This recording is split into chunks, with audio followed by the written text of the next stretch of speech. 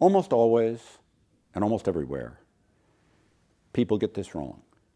They tend to prefer to own stocks from their own country, in America, the biggest and broadest stock market in the world, most diverse, but also in small countries.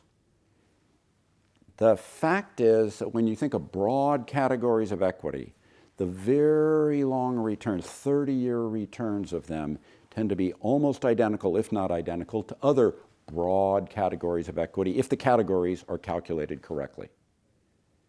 There's a lot of incorrect ways to calculate equity returns, but calculated correctly, in the long term, they get real similar, because in the long term, as I wrote about in my Only 3 Questions book, shifts in supply 7, 8, 10 years from now are much more important in determining pricing than shifts in demand, and can overwhelm any change in demand. Demand fluctuates in the short term based on human emotion. Supply can be increased or decreased nearly infinitely to overwhelm any perception of superiority in a category.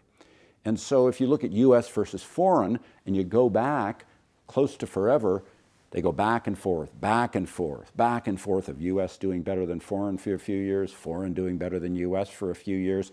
Right down the middle is the totality of global, since the world is a little more than half US equities in money value.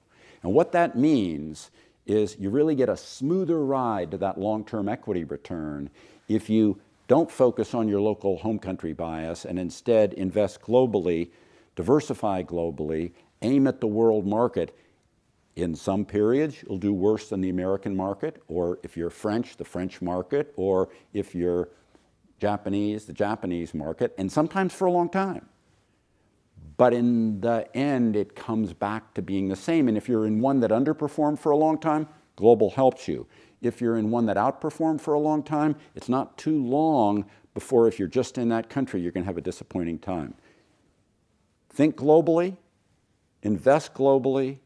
It really gets you to the equity return in the long term in the smoothest path.